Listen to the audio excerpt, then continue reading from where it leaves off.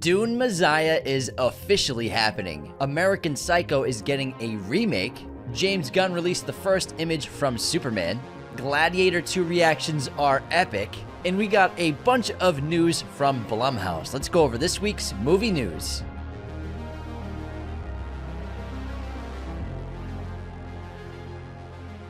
What's up, movie friends? Welcome back to Raiders of the Lost Podcast, the ultimate film and TV podcast. And this is the weekly episode where we go through all of the industry news in the film and TV world, so you don't have to. We watched the trailers, we read the articles about the film and TV world, so sit back, relax, and let us drop some knowledge on you. No!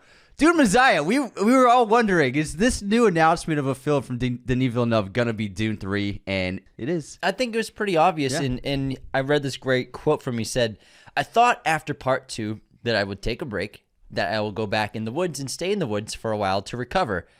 But the woods weren't really suiting me. So I think Denis can't escape Arrakis, and he might as well finish it up. Did he miss it? He's going to make one of the greatest trilogies of all time. And why not do it all back to back to back? And then, obviously, he can do anything he wants as a filmmaker. But let's finish this up. Let's finish this crazy story. And I can't wait for people to see Dune Messiah because it's a fantastic book. And I can't wait to see what he does with it. Let's finish this how we started, Timmy. Together. We knew it was going to happen. We knew it was gonna happen. So exciting. I'm just happy that it's officially pretty much confirmed now. 2026 is going to be the release year. No, it's filming in 2026. Filming in 2026. And a lot of the returning cast are coming. We're going to tell you, Anya Taylor-Joy, Florence Pugh, and Zendaya are going to have a ton to do in this story, especially the way they ended Dune 2 with Shawnee being the final shot. And I can't wait to see what they're cooking up. And it makes sense. Just finish it while you're already there. They probably have a ton of production hubs set and storing. They're probably storing so much stuff there. It just seems to make sense to stay in the desert and finish it up. But I can't wait. Let's talk about the box office, though. So Smile 2, as we all expected, has taken the top spot at the box office, the second film from Parker Finn in this little franchise, which is a movie we're going to see tonight. I'm very excited about it because I really enjoyed Smile. And Smile 2, I cannot wait. And I also recommend checking out his short film that he made that the first film was made based off of. The Wild Robots, second place, with $10 million. I'm sure a couple of those millions are for these teenagers sneaking into Terrifier 3, because Terrifier 3 is in third place at $7.5 million. Another huge weekend, $26 million in 10 days. That's more than 5 or 6 times its budget already.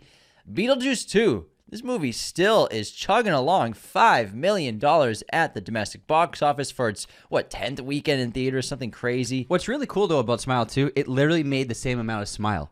That's cool. So Smile made $22.6 million in its opening weekend. For opening weekends, because Smile, it broke $100 million globally. Smile made over 200, yeah. $218 million. So Smile 2 making the exact same amount is really interesting.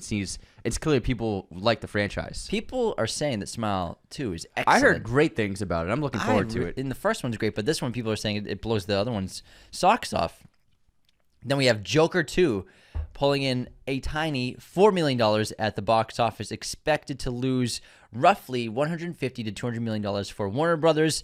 You know, we've seen this time and time again with superhero movies, but now it's interesting to see it from this IP or this little franchise where the first film made over $1 billion, and now the sequel is going to lose almost $200 million for Warner Brothers because its budget was about $200 million plus production. Yeah. And movie theaters don't play movies for fun. They get cuts of ticket sales. A big hit.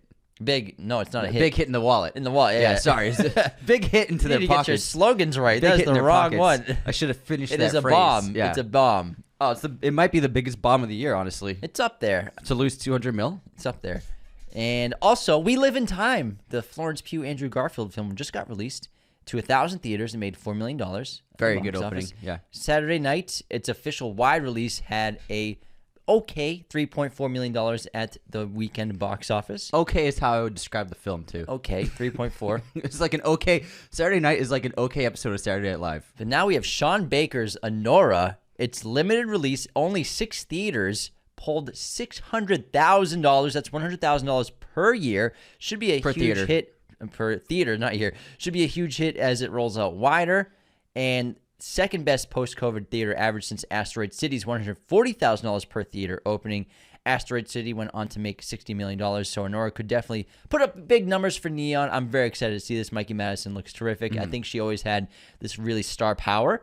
when I saw her in Scream, and then when I saw her Once Upon a Time in Hollywood. I think it was just a matter of time until she got plucked up for the right project, and this seems to be her big coming out party to be a superstar. I mean, she's been in movies for a while, and she's on a TV show on FX. Sometimes it just takes actors a minute to get that right role. And she's still very young, though. Oh yeah, she's young, way younger than us. So she's been killing it for already 10 years as an actor. So, but she's got that. She got it. I think she's got a great voice. She's gorgeous. She's very talented. So I think that I cannot wait to see Anora. I'm very excited. He wrote it for her. Yeah, that's what I heard. He wrote specifically for her. And it's just like it just works. And Sean Baker, this looks to be his biggest hit yet. And his films do pretty well. They've never been massive numbers, but this looks like it's going to be a huge movie for him and a huge movie for Neon. I mean, won Palme d'Or. Yeah. I can. So you can expect a Best Picture nomination, probably, and Best Director, maybe Best Actress going forward for this movie. Definitely. I think it's going to be a huge awards darling for sure. Absolutely. But can it beat Dune Part 2 for Best Picture? If Dune Part 2 doesn't win Best Picture, I'm never watching a movie again. I really don't think that anything can beat Dune Part 2. There's nothing comparable. Yeah. Not I even think close. it's really that special of a film. And fortunately, this year, there isn't really a big competition for it. The only thing that could really keep it is its early release this year. Yeah. Sometimes when Oscar voters are picking an Oscar winner, a movie that came out 10 months ago isn't really, or even like 11 months ago now that the Oscars are in April, like there'll be like a year since it was released when they do the voting. Mm-hmm. You know what I mean? So that can be like in the recess background of people's memories. And then that's why they try to release Oscar darlings in December to keep it fresh in voters' minds. I don't think people will forget about Dune, though, man. They'll do a re-release in December for Oscar voting. I guarantee it. Probably. Yeah. I have a huge sneeze. Excuse me. He has a huge sneeze. Excuse me. I want to talk about one last thing about box office. Moana 2 from Disney and Pixar is actually tracking for its Thanksgiving opening weekend with a $100 million opening weekend. So, like Inside Out 2, it's going to be a massive hit for Disney, something they really need going forward. So, people love Moana. They do. The kids love him. Love her. Love her, Anthony. I meant to say them, but I said They're him. all over the place today. Is it a huge early. hit or is it a bomb? This is going to be a massive hit. Massive hit. And it's going to line the pockets of Bob Iger. You got it right. You got it right. I want to talk about one of our most anticipated films of the year, and a movie that we've been excited about for several months now, ever since seeing the trailer. And even though a lot of people are mixed on it, James and I have high hopes. Gladiator 2 has been released at early screenings, and we have some very interesting reactions from the people who watched it. Would you like to read one of them, James? First of all, it's just epic. Yeah. But here we go with one. Gladiator 2 is a true epic and Ridley Scott's best in years. Paul Mescal is a great action star without sacrificing his indie grit. A worthy heir to the throne, Denzel Washington eats every line. That's in caps. In costume without ever overplaying. Here's another one. Gladiator 2 is Ridley Scott's best film since The Martian, a big, bloody, and badass action spectacle that builds upon the legacy of the original. The film showcases beautiful set pieces and a lot of epic battles. Paul Mescal shines. Denzel Washington chews up the scenery quite a bit here and looks like he's having the time of his life. Here we go, another one. An unbelievable experience that will go down in cinematic history. Not only does it surpass the original, let's see. It tops all-timer sequels like The Godfather Part 2, The Dark Knight. Ridley Scott doesn't hold back. Fuck yeah. Holy shit. And the thing is, we've been saying that it was going to be good for months. Yeah. This whole year we've been saying it's going to be epic. It's going to be fantastic. It's Ridley Scott. And the doubters, I think, are going to get proven wrong. And I cannot wait. Yeah, and another one. Gladiator serves up the richest feast in the epic action. Set pieces are deliciously ribald treachery, dovetailing stylishly with the original. Okay, take it easy with the adjectives. Paul Mescal leads a solid stellar cast with aplomb. Oh my God, who wrote this? Denzel Washington. We get it. We get it. You're smart. No, we get it. You went on dictionary.com. This is a fucking Twitter post, dude. Relax. Joseph Quinn and Fred Heschinger are a collective powerhouse. So glowing reviews. I think we might have an answer to who can compete with Dune Part 2 for Best Picture. I mean, Gladiator won Best Picture, so why sure not? did. I don't think an ancient epic action movie could win Best Picture again, though. I don't think it's possible. With the way culture has changed and voters' mindsets have changed for what they like to see, I doubt it gets nominated. It's possible. I mean, maybe it's gonna be fucking amazing. Watch it be better than Dune Part 2. We'll see, man. I mean, Ridley did say it's his best movie. So 5 stars from Ridley Scott. highly recommend. Yeah, so I can't wait to get into the theater to finally see this movie. We did not get invited to the early screenings because it comes out in like 2 or 3 weeks, right? November 22nd. So it comes out in 4 weeks, right? We'll 5 get the weeks. early invites eventually. This is just like a super early screening. Yeah. But I am ecstatic as Gladiator is one of my all-time favorite movies, and I've seen it maybe 35 times. I'm going to be in my I might just wear a toga. A toga? Yeah. Go for it, man. Maybe. I looked up Maximus costumes, like accurate ones, like $600,000. $600,000. Kids all over the place today, guys. $6 million for a Maximus. Should we talk about this remake being done by Luca Guadagnino? Mm-hmm. Let's do it. So, Luca, who remade Suspiria a couple of years ago, really solid remake of an awesome horror movie from Italy. He is now being tapped to remake American Psycho at Lionsgate. There's no word yet on the lead. Scott Burns will write the film. He is also the screenwriter of The Bourne Ultimatum, Contagion, a couple other really good movies. I am very mixed about this one. I think it's too soon. I think that obviously Luca will give us a new interpretation. When it comes to remaking American Psycho or a movie like this, the only thing that's enticing for me is the fact that Luca's doing it. So most of my inside is just like, oh, I don't want this, but also Luca.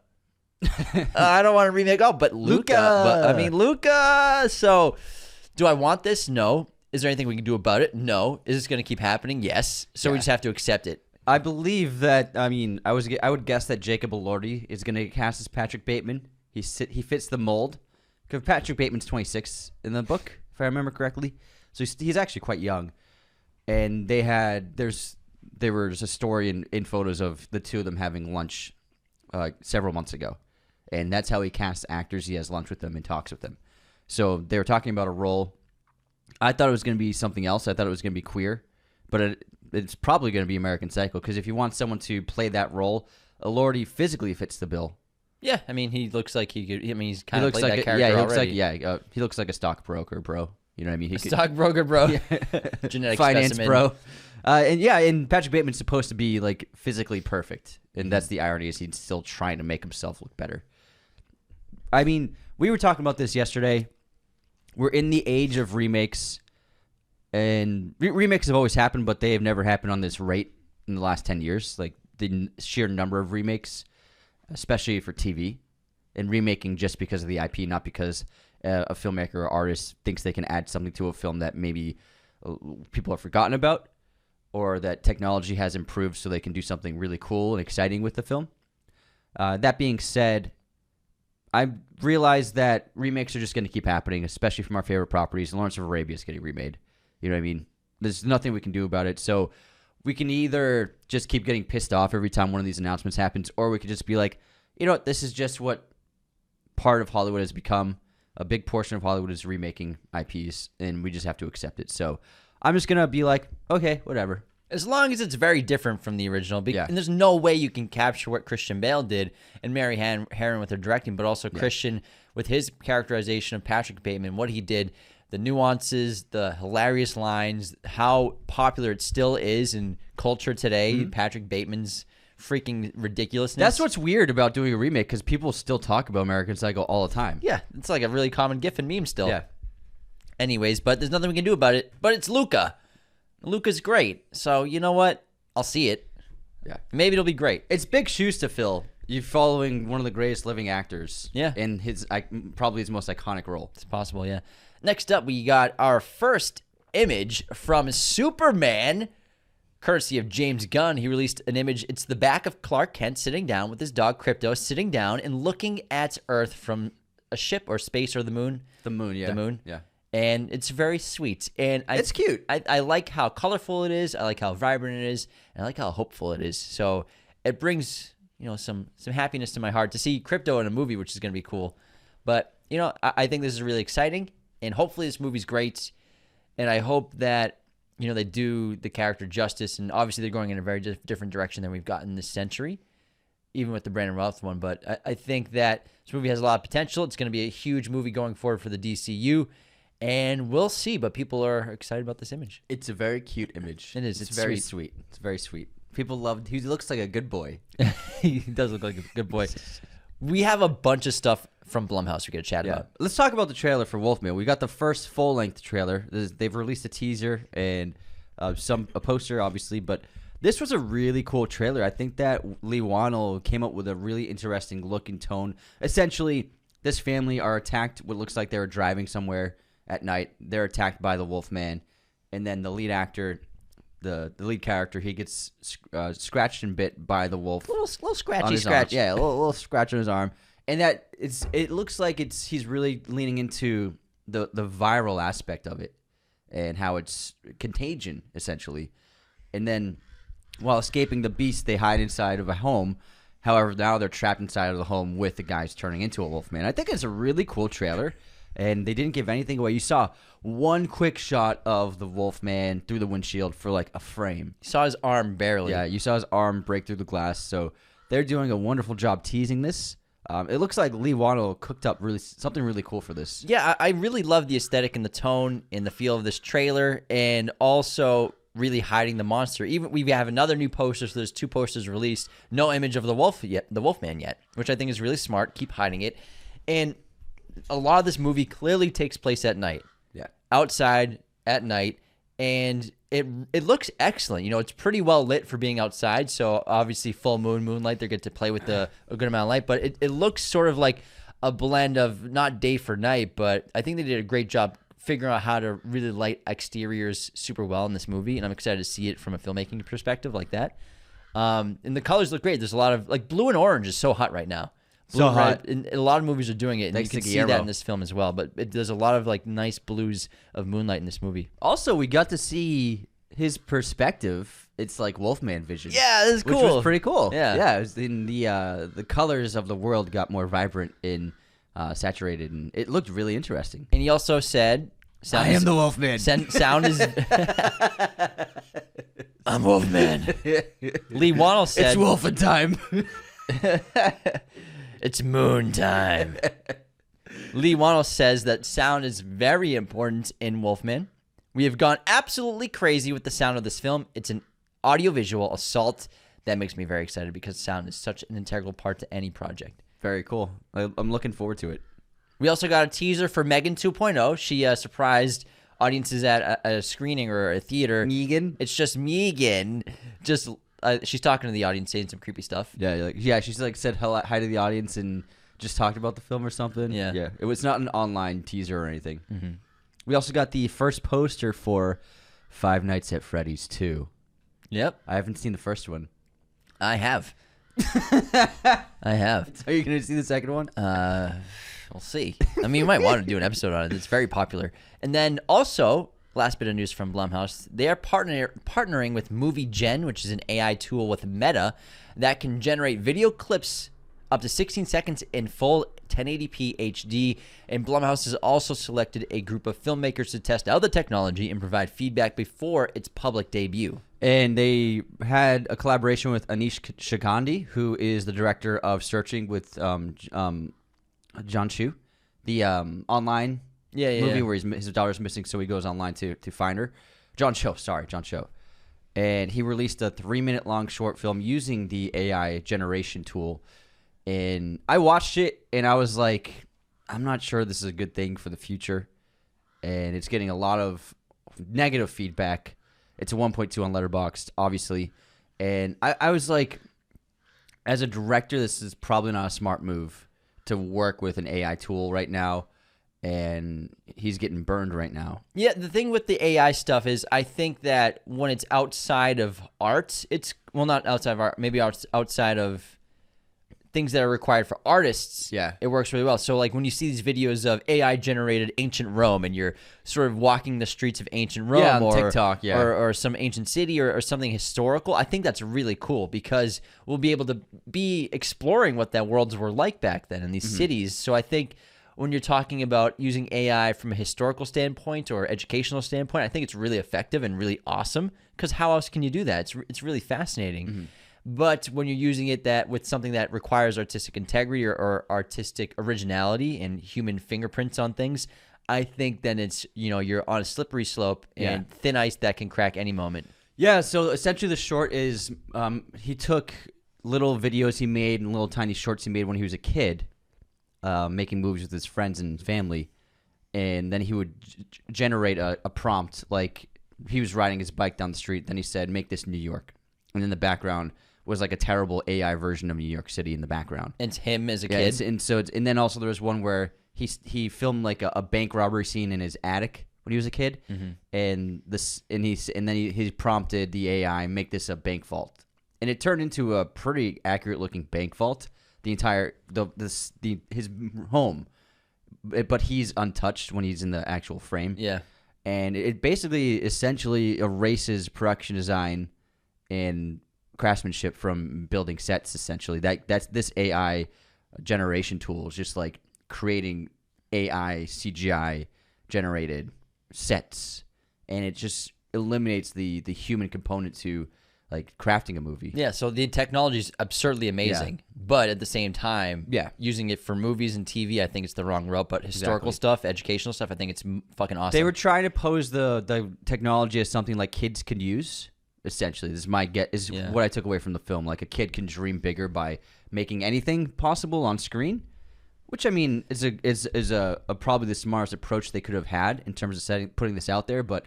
I still think it's a worrying tool that really, using it to make movies, you're eliminating jobs that people would be working on these things about. You're eliminating creativity too, because I think one of the most amazing things about making movies is figuring things out and getting creative and, forcing yourself to, how do we pull this off? How do we figure out how to make this happen versus just giving a prompt to an AI? Yeah. That takes away the soul of a movie, I think. I think that's the big problem is it'll remove what makes movies for people. And obviously, I think in 20 years, we're going to be bombarded with AI movies, probably AI set pieces and AI CGI everywhere. That's probably where we're heading towards. But I think there's something about the magic of forcing yourself to get creative, to figure things out, to become a good storyteller. Yeah, absolutely. And I do think that young generations, even younger than there are now, but the upcoming generations, they will grow up with AI media, and they won't care. I don't think most of them will care that a movie's made with AI. It'll be too easy to make a movie. Yeah, I'm talking people born in 10 years. You know what I mean? True. It won't even bother them. That's what. And so I think the industry will split. We'll always love seeing movies like Anora. They'll always make money, but the audience will kind of be divided, I think, in the future. Yeah, but Anora is not any movie, shooting in camera is the I was most just saying that important as an example for that reason. But shooting in camera, I think that's just the most important thing for me. But everyone's different. But let's talk about figuring something else out. Ballerina, the John Wick spinoff, which comes out pretty soon, I think early next year, starring Ana de Armas. We all know it went through extensive reshoots. We got a little more detail about this. So Chad Stahelski reshot a significant chunk of Ballerina, as reported, after Lionsgate didn't like Len Wiseman's work for the film. Apparently, the reshoots took around 2 to 3 months, so it sounds like they reshot the entire movie almost. I mean, quite a bit of it. They hired Len Wiseman. I mean, it's a lot. It's a lot of reshooting. That's literally shooting a whole new movie. What do you think was going to happen? So the budget probably went up an extra like $50 million, but that's insane. I said that he was an odd director choice for John Wick spinoff. I guess because his style of action is so stylized versus what they go for with John Wick, which is a lot more grounded. And he hasn't made that many great movies. Underworld's fun, but what's he made that's good other than that? You know what I mean? He doesn't have a great track record. I thought he was a weird choice for a director. They should have gone with someone who was more consistently good. I think it's because he's got a lot of background in action. Yeah. So that's probably why they went. Absolutely. But again, his style of action is so different than John Wick. Even if you look at Underworld, which kicks ass, that movie's sick. The action in that is totally different. We got lots of wire work in that film, lots of really expressive martial arts moves, whereas John Wick, where you got grounded, grappling, fist fighting, and guns in a different way, in a different style than Len Wiseman's. Not that guns aren't in Underworld, but it's totally different. It's more like a comic book movie. Yeah, for sure. I agree. All right, let's talk about Lord of the Rings. Oh, yeah. There is actually another live-action Lord of the Rings movie in the works other than The Hunt for Gollum. It was confirmed by the writer that The Hunt for Gollum will not be split into 2 films, but will be 1 film. There were rumors circulating about that the last several months. I think Ian McKellen accidentally spread that because he said, I think they're turning it into 2 movies, but he must have gotten confused. And the writer of the film also teased, without specifying, that there is another live-action film in the works in the world of Lord of the Rings. At the same time. Yeah, from Warner Brothers. So they're developing and going into production, it seems like, around at the exact same time. Strider Origins. Yeah, but Strider Origins... Aragorn Origins. I don't know. If you're going to make a Lord of the Rings movie that's happening at the same time as, obviously, the Quest with the Ring to Mordor, and you have one going with Gollum, what's the other movie that you would go with for live action? I would do a different time period. Okay. I would do a different time period from the Fellowship of the Ring period. Okay, so this one doesn't have to be at previous the same war. time. Yeah. I would focus on elves. I think that'd be an interesting. elf movie would be cool. Because obviously the elves are so mysterious, and the mystique to them I think is so fascinating. I think like an Elrond movie would be cool. Elrond Origins. Yeah, that'd be pretty sick. Could be a long movie, 10,000 years old, man. He's a pretty old guy. He's an old dude. You know what else is old? What? Interstellar. Oh, God. It's hitting its 10-year anniversary 10 this years. year. Oh, my God. And obviously they're going to do a re-release, but Interstellar is getting a 10th anniversary collector's edition released on December 10th. The box set includes over 3 hours of special features, 5 posters, replica costume patches, and reprinted storyboards from Christopher Nolan's archives. Yes, bring back special features. This is sick. We love this. This is what buying physical gets you. You get all this bonus stuff. It's $60. I'm so tempted to get it. We used to always watch behind the scenes and deleted scenes. And It's so fun. I was watching interviews. I watched maybe 20 clips on the Dark Knight behind the scenes stuff yesterday. That's what I hate about streaming movies. Even when you buy them, you don't get anything. Yeah. You just get the movie.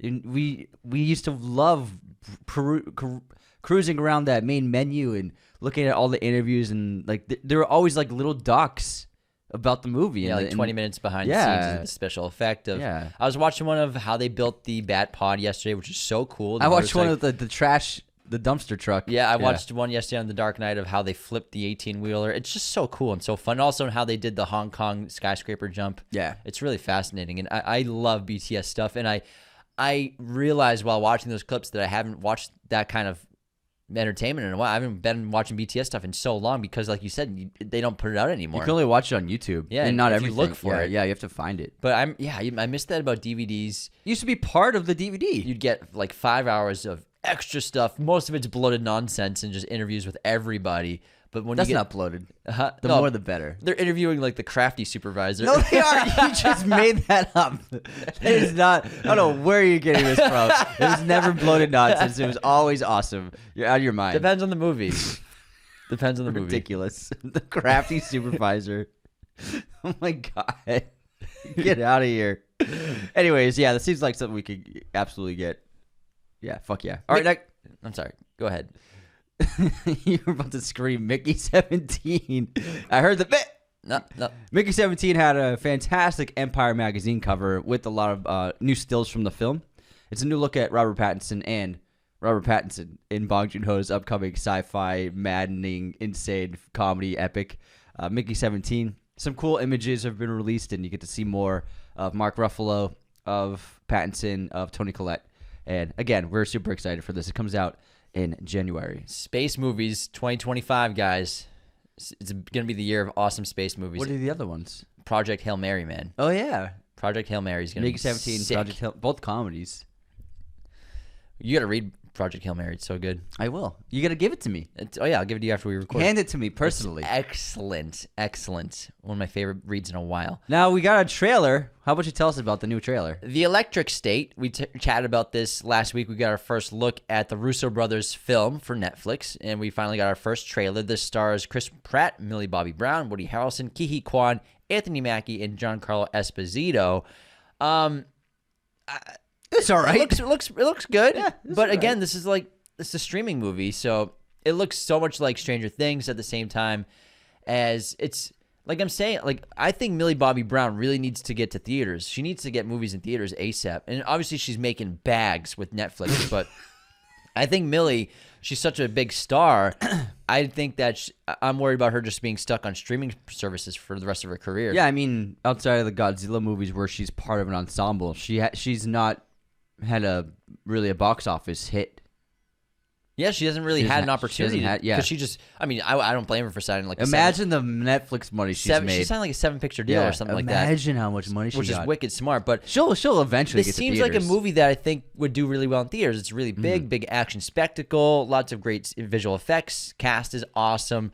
The synopsis and plot seems really interesting. It's this post-apocalyptic world where robots became intelligent, but then they've been forgotten and mostly destroyed by humanity. And this girl's on a quest with her brother, long-lost brother or something like that. No, she's looking for her brother. Looking for her brother. And Chris Pratt's like a wayward traveler. Gotcha. It looks cool. It looks interesting. Yeah, it looks pretty good. Interesting. Netflix on March 14th. I mean, when the trailer ended, I wasn't like, yeah. Yeah, it was. I was like, all right. I just wish it was going to theaters. Yeah. I'm bummed. And that actually connects to Greta Gerwig with Netflix for her Chronicles of Narnia franchise and her movies, where it was reported this past week that she's worried that it won't get a theatrical release and worried about not going to theaters. But at the end of the day, I mean, it's Netflix, and that was part of the deal. They bought the rights to it, so yeah, it's up and to also, them. I mean, she took on the job, which I'm sure the movies will be sick and a huge scale. But I think that's the problem where I think specific movies really deserve and should be released in theaters. And Yeah. I think that maybe some filmmakers, obviously you want to get your movies made and you want to get a movie done and do it and you want to keep working. It's a luxury and a blessing. And sometimes you have to do it with the streamer, but Netflix is Netflix. They're not going to do theatrical releases anymore. Yeah, I mean, it's weird that a Narnia franchise won't be in theaters. I know. It is weird. That's why I thought it was like the whole, when she signed that deal, I was like, really? She just wants to, she's going to do Netflix movies. Weird. For Narnia. Yeah, because Barbie was incredible. Those should be theaters. event movies. Exactly. Not everyone watching it in their couch. Barbie was a fucking event. Yeah. And I feel like the Narnia movies could have been that. Especially because the Narnia movies, they never really were amazing adaptations. They were good. They were very They're all right. successful. Well, I mean, the first one was very successful. They did all right. Yeah. They were all right movies. Yeah, I like the first one. I don't think I've seen them all, actually, to be honest. But speaking of Netflix and Millie Bobby Brown, let's talk about Stranger Things 5. According to David Harbour, the series finale is the best episode they've ever done. To quote him, when we were reading it, about halfway through, people started crying. Then about the last 20 minutes, it was just uncontrollably crying. Sounds like people are going to die. People will die. Yeah, I mean, they better. We better have some deaths. I wonder- need some emotional payoff. I think that 11 should sacrifice herself to save the world. The sacrifice. I think that would be a really powerful ending. Yeah, it would make sense. That's a good guess. That's a good speculation. Yeah. It's gonna be Mike. She's gonna kill Mike. She has to kill Mike to save the world. No, I'm sorry, that's not gonna happen. But yeah, I mean, it's a really big ending to pull off, and it sounds like it could be really great. Really looking forward to it. All right, next up, Tom Holland said that he has read the Spider-Man 4 script with Zendaya, and they were very excited about it. However, he said it needs a lot of work. Yeah, I mean, it's not the final version of the movie. Yeah. It's like an early script, and they said they were like very excited about bouncing around the living room, reading it together. But yeah, it needs So work. cute. It's an early What draft. a cute couple. I know, right? What an adorable couple. They're They are so sweet. Very attractive couple. They're very, they're a very good looking couple. Very attractive, very successful couple. Every time I see Zendaya in an ad or whatever, I'm like, she's so fucking fine. God damn it, Zendaya. So attractive. So attractive. Yeah, they're a very cute couple. Kraven the Hunter, in case you forgot, is coming out this year. When? In December, right? Yeah, first week or and something. So Sony released a couple new images. It's We're still here. Aaron Taylor Johnson shredded and Russell Crowe being angry. The abs, man. Yeah. Oh my god. Honestly, they're probably just trying to remind people that their movie's coming out soon. Yeah. I think that this movie has a huge potential to be a bomb because I think everyone's just forgotten about it, and because it should have came out almost 2 years ago now. I'm sure they're gonna start running trailers in theaters Again. in the next couple of weeks. Yeah. I'm sure we'll see the trailer all the time in November. Because the release date, let me double check. I believe December it's mid-December. 10th? Something like Let's that. check. Kraven the Hunter comes out on December 13th. December 13th. Yeah. That's in less than 2 months. We'll be seeing the trailer a lot in November. They'll be pushing it. But I think they're starting to remind people that the movie's coming out.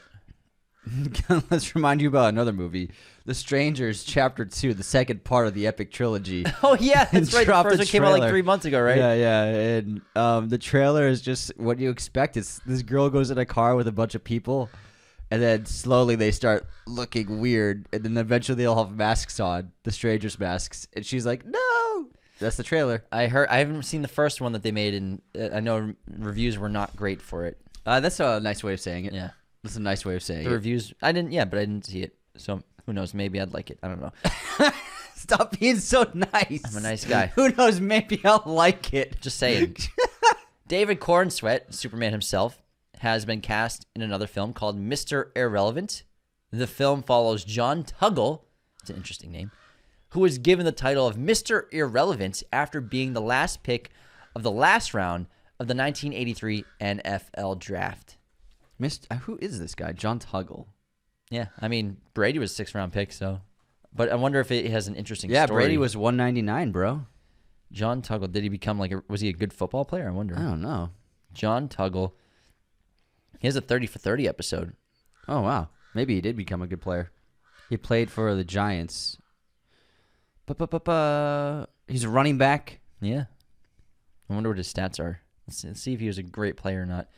He had 17 rushing attempts for 50 yards. He must have some crazy story behind what happened. Here we go with another Vince Papale. I know. He did one play and he gets a movie. I know. A couple plays.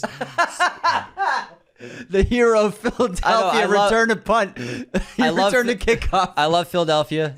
Y'all are great, but I have 2 great jokes where your sports heroes are Rocky, who doesn't exist, and then Vince Papale, who was a special teamer on the football team. Just kidding. I'm kidding. I know y'all have a bunch of championships, the Phillies and the Eagles, and so many great athletes. But what about Donovan McNabb? Yeah, but the people who get movies, it's either someone who's not real and then a special teamer. He ran back 1 touchdown. He made a couple really good plays. He made a couple plays. It's a great story. It's a great. I love it. It's a fun movie. Incredible story. I'm just teasing. We're just Philly. busting Philly's balls. Just teasing Philly. We love you, Philadelphia and Pennsylvania. One day you'll get your David Ortiz or your Ted Williams or your Pedro Martinez. One day. They've had some great athletes. Tom Brady. Yeah. All right. Speaking of Rocky and boxing, Sydney Sweeney is going into production on her Christy Martin biopic, directed by David Michôd, and we got our first look at her in character in wardrobe as the boxer. She put on some muscle, it looks like, and looking jacked and looking happy as ever behind the scenes of the movie in her trailer. Yeah, looks like it could be a really cool movie. It's a '90s movie too, so I love a good '90s pop culture movie. Better see some glow up shoes and maybe some windbreakers here. I want at least 10 windbreakers in this movie. Absolutely. Oh yeah, Ben Foster's in it too. I saw him. I think he plays her coach. Yeah, maybe he's the other boxer.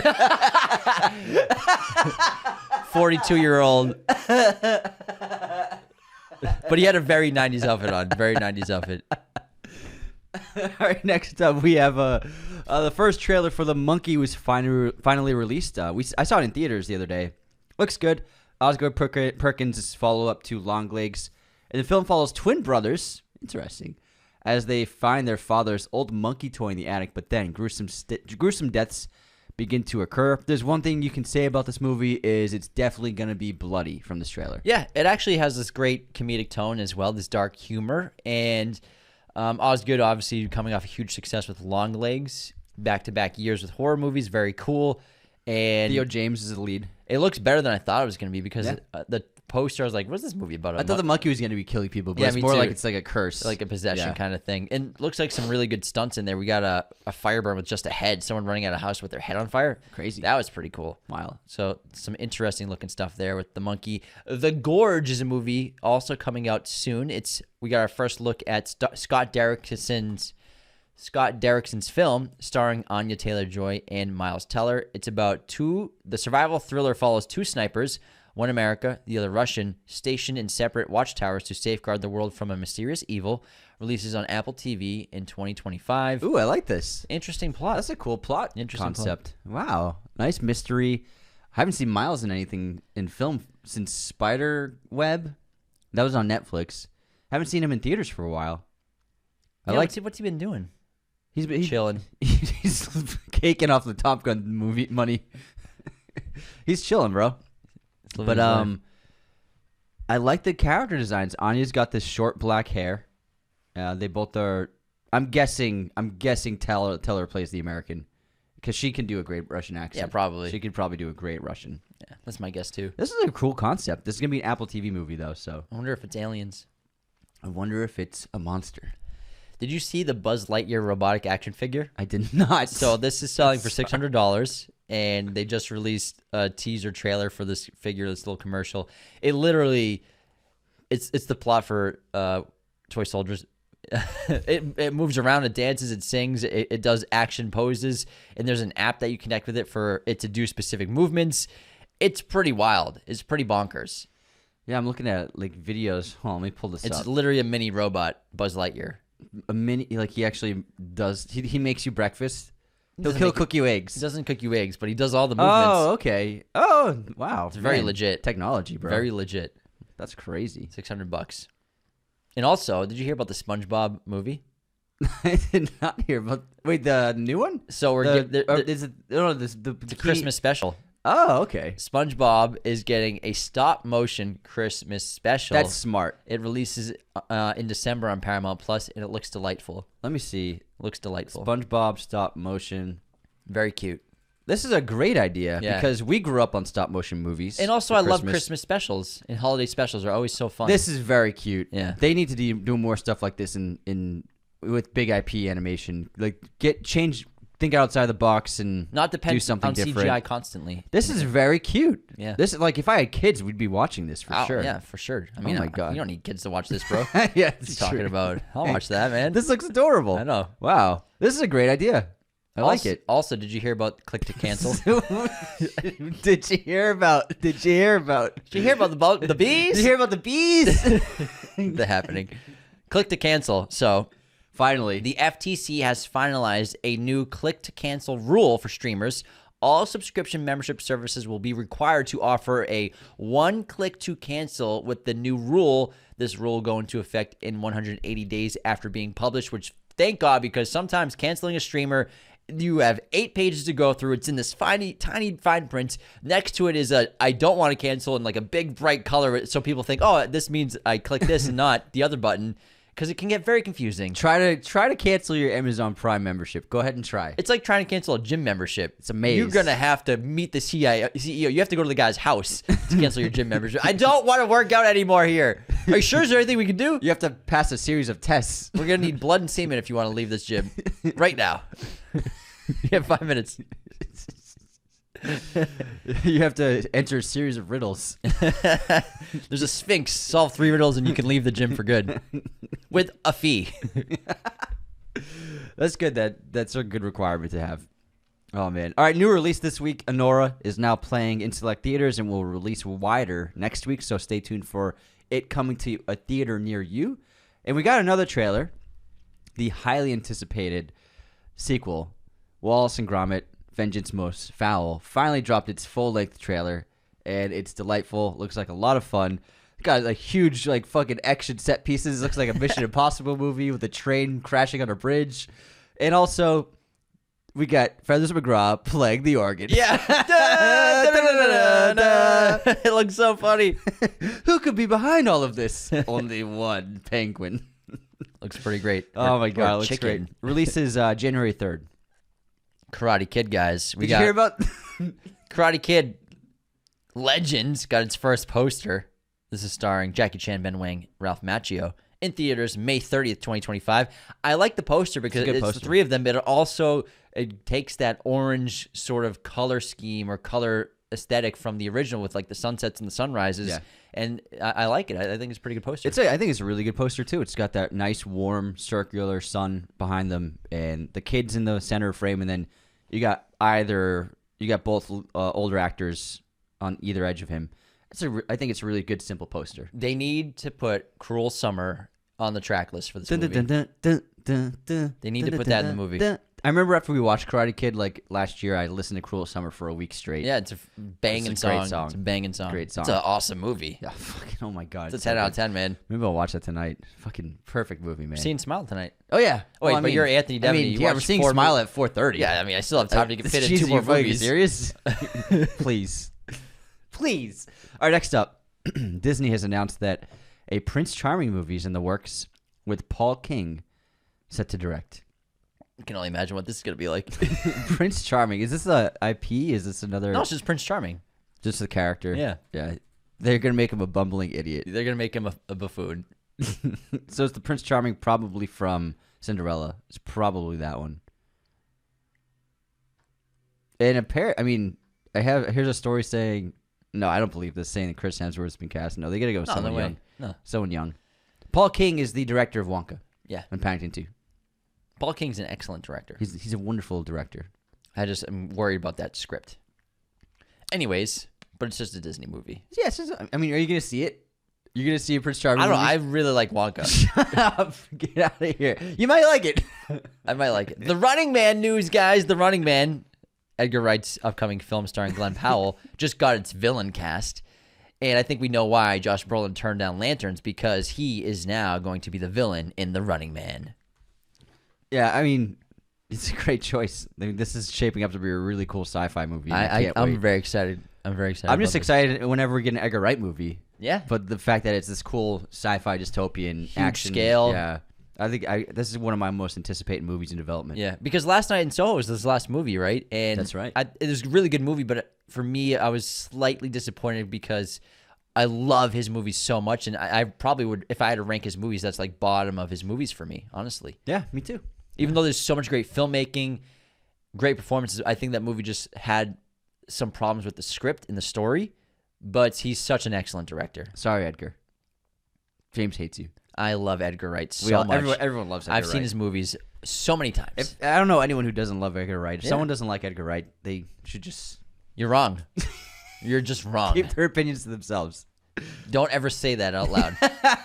Don't ever say anything ever again. Ever. All right, next we got an announcement for a new musical starring Hugh Jackman and Kate Hudson called Song Sung Blue. It's about a couple who form a Neil Diamond tribute band. Hugh's singing again. Let's go. Yeah. It just reminds me of what's the comedy we were just talking Saving Silverman. Saving Silverman. How they're all Neil Diamond fanatics. Yeah. It's an interesting concept for a movie. I think it could work. You might like it. No, I mean, like I like The Wedding Singer a lot. Oh yeah. So I feel like if they hit that vibe and that tone, I think it should be fun. Yeah. God of War, the very popular video game, has had a movie in development for quite a while now for live action. However, they're starting from scratch. And Rafe Judkins, who had just left the project after completing multiple scripts, I believe they were going to do a TV series, it looks like. The studio now wants to move in a different creative direction despite praising those previous scripts. So God of War live action adaptation has just hit the reset button. Interesting. And Rafe Judkins previously wrote The Wheel of Time, the Amazon series based on the famous books, and Agents of S.H.I.E.L.D. for a bunch of episodes, and Uncharted. Yeah. I mean, I think God of War has so much potential to be massive. I don't think it should be a TV show. I think it should be a huge-scale event movie franchise. After playing the game, it really is huge spectacle. And you're not going to feel that on a TV screen. This should be a theatrical release, I think. Yeah, probably. Finally, our news is, remember there's this movie with Zendaya and Pattinson, the drama about a couple and their breakup, their crisis right before wedding day. Alana Haim from The band Licorice Haim. Pizza and Haim has been cast alongside the duo. Great actress. She's phenomenal. Really cool news. Yeah. Well, that was a lot to go over today. That was quite a bit. Quite a bit. Quite a bit. So, if you're seeing Smile this weekend, stay tuned on Wednesday. We're dropping an episode on it. Oh, yeah. So that should be a lot of fun. Tomorrow we're doing an episode on best South Korean horror films. We talk about The Wailing. We talk about Train to Busan. Talk about The Host. I Saw the Devil. And what else did we chat about? The Wailing. Thirst. Yeah. The Wailing was the first one I said. Oh, I wasn't listening. Thirst. So 5 great songs. Say thirst again. Thirst. I was not even listening. Definitely to wasn't you. listening. Yeah. So that was a great episode. You don't want to miss that. And I hope you all have. It's a good episode. It was fun. Yeah. It was nice. We've done lists recently where you talk about a movie for like 30 seconds because it's like a list of 100 movies. So it was nice to do just 5 movies so we could really discuss the films like 15, 20 minutes each in length. We should do an episode where we discuss 100 movies, but 20 minutes each. And just make an absurdly long episode. 20-hour episode. That'd be a lot of fun. Thank you so much for tuning in. Become a patron today at patreon.com/Raiders of Lost Podcast. Leave those 5-star ratings and reviews. Subscribe on YouTube. Do all the things. You know the things to do with those thumbs that you use all the time. Hit the right buttons. And take care, everybody. See you next time.